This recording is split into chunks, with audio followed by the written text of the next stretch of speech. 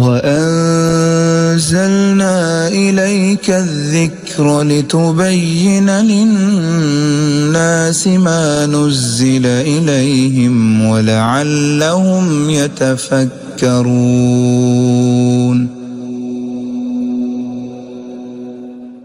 بسم اللہ الرحمن الرحیم، نحمدہ ونصلی ونسلم علی رسولہ الکریم، واشہد ان لا الہ الا اللہ وحدہ لا شریک لہ، واشہد ان محمدا عبدہ ورسولہ، اما بعد۔ آج ہم قرآن مجید میں 30ویں سپارے کے شروع سے سورۃ النبأ سے شروع کریں گے۔ شروع کرتے ہیں اپنی صورتوں کی طرف، اور میں بتا دوں کہ یہ ساری مکی صورتیں ہیں، اس میں چند ایک صورتیں اینڈ پہ آئیں گی۔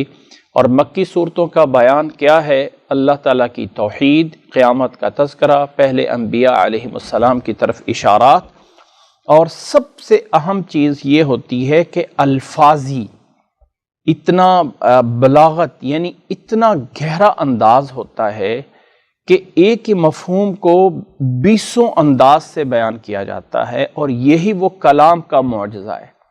اب چونکہ ہم عربی دان نہیں ہیں، عربی لینگویج والے نہیں ہیں، تو جب ہم ترجمہ کرتے ہیں تو شاید ہمیں وہ لذت نہیں آ رہی ہوتی ہے، یعنی وہ فیلنگ نہیں آ رہی ہوتی کہ کیا ہو رہا ہے۔ اللہ سے دعا کریں کہ اللہ ہمیں قرآن مجید کی عربی کو ڈائریکٹ عربی میں سمجھنے کی توفیق عطا فرمائے۔ پھر آپ دیکھیں گے کہ ان الفاظ کی ترتیب، بناوٹ، معنی اگرچہ سادہ سا ہے، یہ عام سی بات ہے، لیکن لفظ کے اندر ایسی ادائیگی موجود ہے اور ایسی گہرائی موجود ہے کہ وہ لفظ انسان کی روح پہ اثر انداز ہو رہا ہوتا ہے۔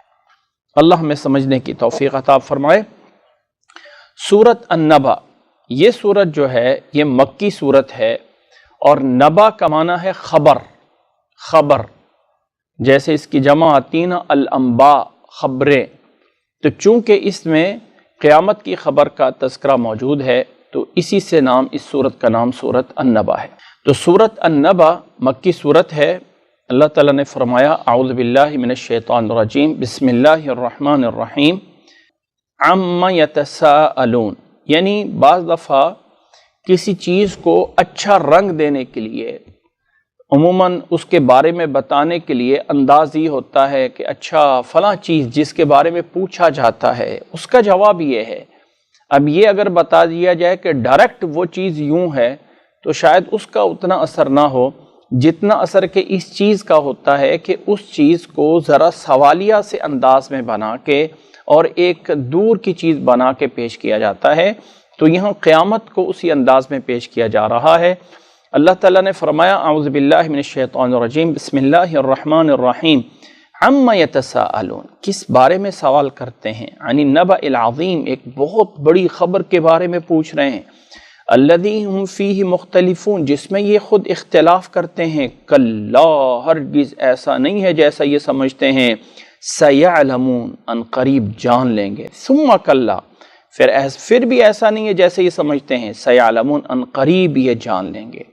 کیا ہوگا؟ الم نجعل الارض مہادا، جس اللہ تعالیٰ نے تمہارے لیے کائنات ایسی بنائی ہے کہ الم نجعل الارض مہادا، جس نے زمین کو تمہارے لیے فرش بنایا، والجبال اوتادا، اور پہاڑوں کو اس میں میخیں بنا دیا، وخلقناکم ازواجا، اور تمہیں جوڑوں میں یعنی تمہارے جوڑے جوڑے بنائے، وجعلنا نومکم سباتا، تمہاری نیند کو آرام کی چیز بنایا، وجعلنا اللیل لباسا، اور تمہاری رات کو تمہارے لیے ایک لباس جو ہے وہ بنایا، وجعلنا النہار معاشا، اور دن کو ایک معاش روزگار کا ٹائم بنایا، وبنینا فوقکم سبعا شدادا، اور تمہارے اوپر 7 مضبوط آسمان بنا دیے، وجعلنا سراجا وہاجا، اور ہم نے ان میں چمکتا ہوا، وہاج چمکتا ہوا روشن چراغ سورج کو بنایا، وانزلنا من المعصرات ماء ثجاجا، اور ہم نے بادلوں سے بکثرت پانی جو ہے وہ تمہارے لیے نازل کیا،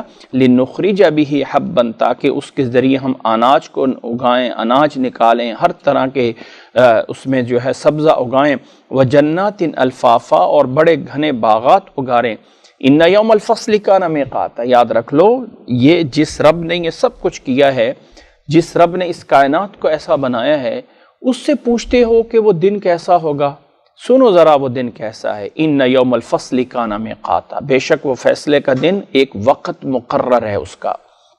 یوم ینفخ فی الصور، جس دن سور پھونکا جائے گا تو تم سارے کے سارے فوج بن کے، یعنی پورے کے پورے فوج در فوج بن کے آ رہے ہوگے۔ وفتحت السماء فکانت ابوابا، آسمان جو ہے وہ کھول دیا جائے گا، اس کے دروازے ہو جائیں گے۔ وسیرت الجبال، اور پہاڑوں کو چلایا جائے گا تو یہ ہو جائیں گے سراب، جیسے دور سے انسان گرمی میں دیکھتا ہو کہ کوئی پانی ہے اور قریب جاؤ کہ کچھ نہیں ہوتا، جیسے وہ ہل رہا ہوتا ہے، ایسے یہ پہاڑ اسی طرح ہو رہے ہوں گے۔ ان جہنم کانت مرصادا، یہ جہنم پھر ایک گھات لگائے بیٹھی ہوگی، کن کے لیے؟ للطاغین مآبا، جو سرکش ہیں ان کا ٹھکانہ ہوگا۔ لابثین فیہا احقابا، مدتوں اسی کے اندر ہی ہمیشہ رہیں گے۔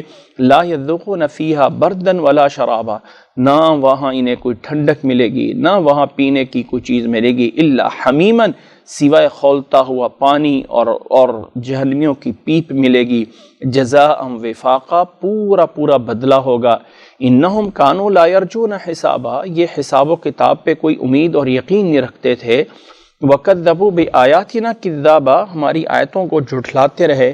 وَكُلَّ شَيْءٍ أَحْصَيْنَاهُ كِتَابًا، اور ہر چیز کو ہم نے شمار کر کے رکھا ہوا ہے۔ فَذُوقُوا، بس کہا جائے گا چکھو اس کو۔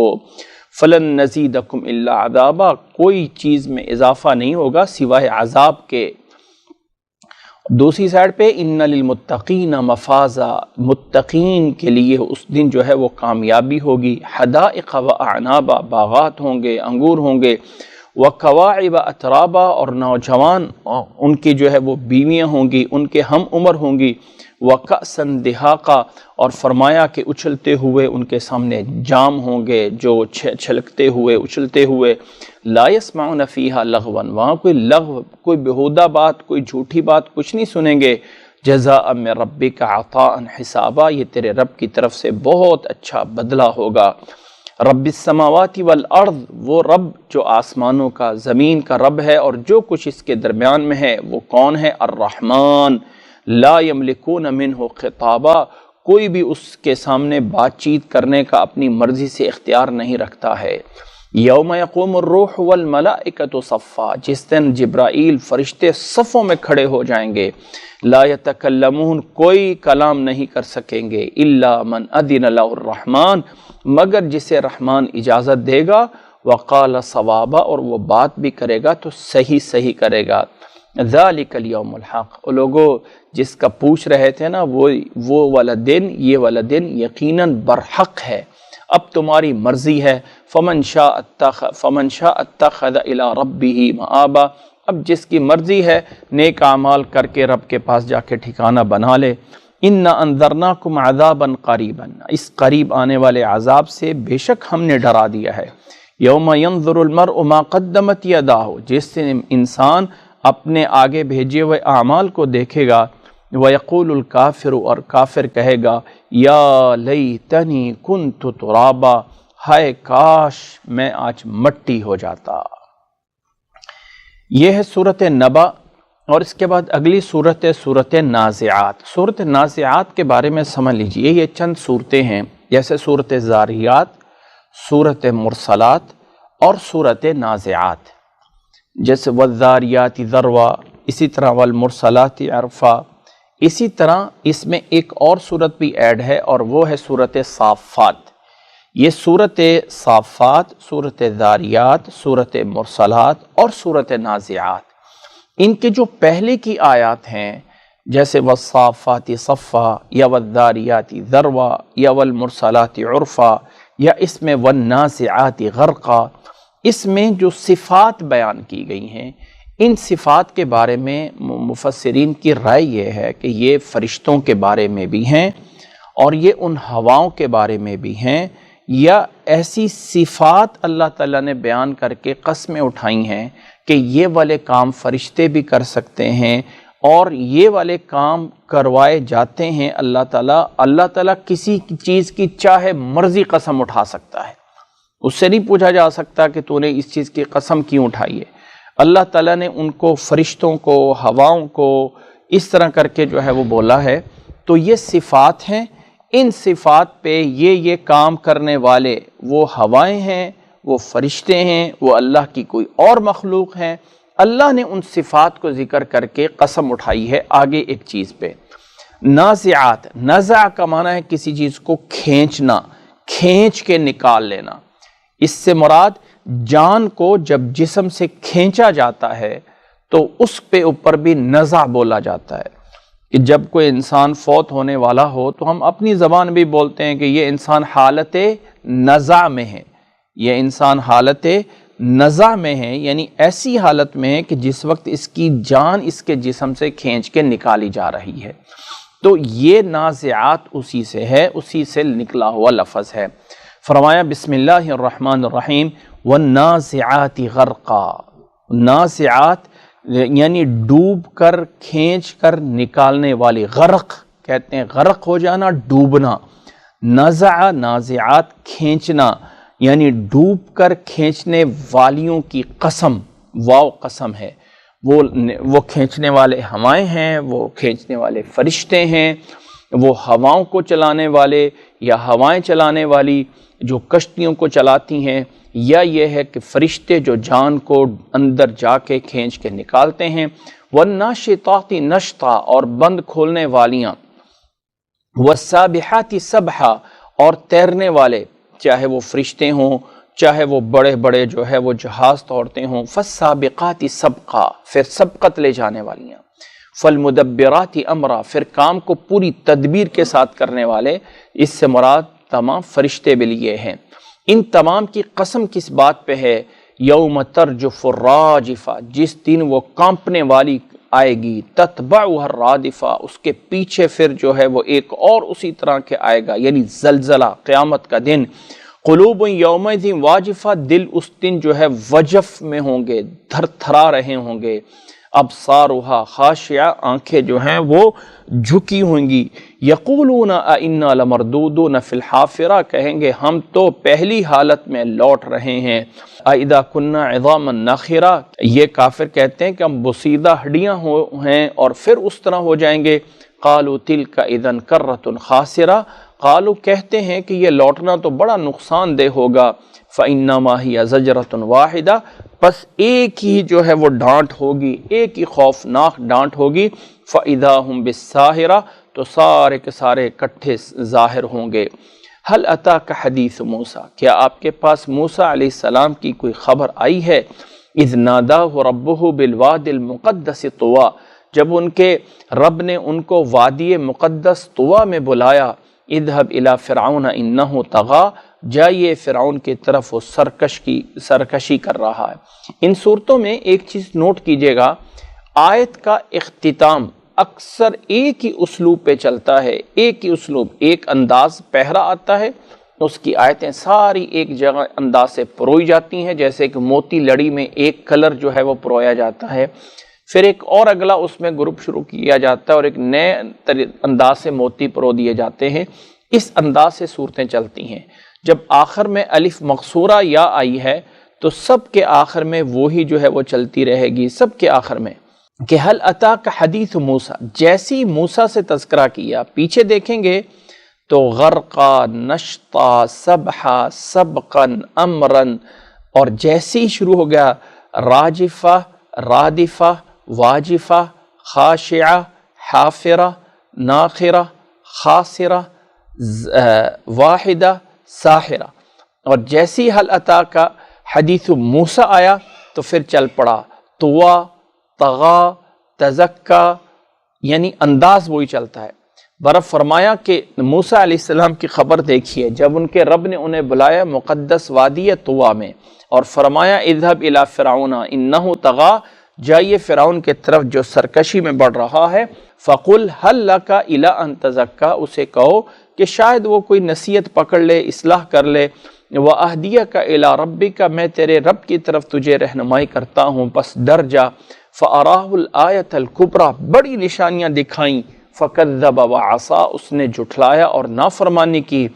ثُمَّ أَدْبَرَ يَسْعَىٰ، پھر جو ہے وہ پلٹا اور پیچھے جو ہے وہ بھاگا۔ فَحَشَرَ فَنَادَىٰ، سب کو اکٹھا کیا اور اس نے بلایا اور اس نے یہ کہا۔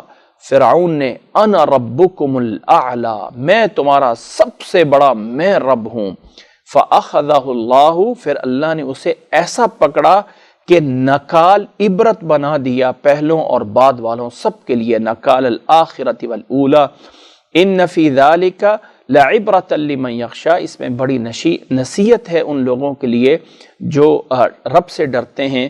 اانتم اشد خلقا، اب یہاں سے ایک نیا رنگ بدلتا ہے جب موسیٰ کا واقعہ ختم ہوا، موسیٰ علیہ السلام کا، اانتم اشد خلقا، وہ لوگوں پیدا کرنے میں تم زیادہ سخت ہو یا آسمان جسے ہم نے بنایا ہے، بناہا، رفع سمکہا فسواہا، اس کو اونچا کیا، اس کی بلندیوں کو اور صحیح بنایا، وَأَغْطَشَ لَيْلَهَا وَأَخْرَجَ ضُحَاهَا، رات کو تاریک کیا اور اس کے جو ہے وہ دن کو روشن نکالا، وَالْأَرْضَ بَعْدَ ذَلِكَ دَحَاهَا، اور زمین کو ہموار اس میں جو ہے وہ بچھایا، أَخْرَجَ مِنْهَا مَاءَهَا وَمَرْعَاهَا، زمین سے اس کا پانی اور اس کا چارہ نکالا، وَالْجِبَالَ أَرْسَاهَا، اور پہاڑوں کو اس پہ مضبوط لگایا، مَتَاعًا لَكُمْ وَلِأَنْعَامِكُمْ، کہ یہ فائدہ ہے تمہارے لیے بھی اور تمہارے جانوروں کے لیے بھی۔